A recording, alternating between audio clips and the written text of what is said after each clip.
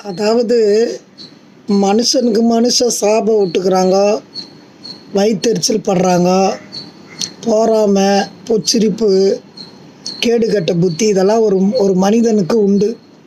எல்லாருக்கும் உண்டு, அது இயற்கை. அந்த உணர்வுகள் எல்லாம் வரும். பொறாமை, எரிச்சல், கோபம், இதெல்லாம் இயற்கை.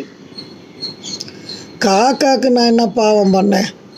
நான் ஏதோ வீடியோ போடுறதுக்கு மொட்டை மாடியில் லிப்ஸ்டிக் விட்டு மை விட்டு பொட்டு வச்சு அதுக்கு பல நாள் என் மேலே காண்டு.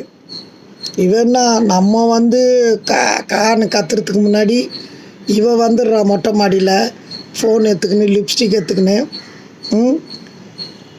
இவ வந்துடுறா, நமக்கு முன்னாடி வந்துடுறாளன்னு சொல்லிட்டு அது காண்டாயிட்டு என்னை சாபம் விட்டுச்சா என்னன்னு தெரில. என் குரல் இப்படி ஆயிடுச்சு. அது என்ன சாபம் விட்டுதோ, என்னை சபிச்சுதோ, என் குரல் பாருங்கள். ஏற்கனவே என் குரல் சொல்லவே தேவையில்ல. அதுக்காக கேவலமாலாம் இருக்காது. காதை முடிக்கிற அளவுக்குலாம் கண்டசாலா குரல் இல்லை, ஓரளவுக்கு இருக்கும். ஆமாம்,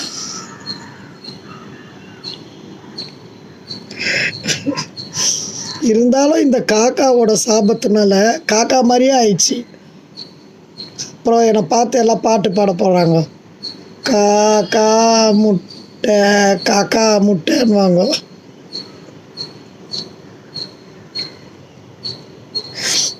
காக்கா முட்டைன்னு கூட ஒரு படம் வந்தது. ஆமாம், அப்புறம் குரல் இப்படியே இருந்தால் காக்கா முட்டைன்னுவாங்க. வம்பு எனக்கு. ஐயோப்பா கடவுளே, இந்த காக்காவோட சாபத்தினால என் குரலும் கரகரன்னு ஆகிப்போச்சு. சந்தோஷமா இப்போ உனக்கு? தில்லு இருந்தால் எதிர்க்க என்னை ஃபைட் பண்ணணும். சிங்கிளாக என்னை ஃபைட் பண்ணணும். என் குரலை இந்த மாதிரி மாற்றி விட்டா எப்படி?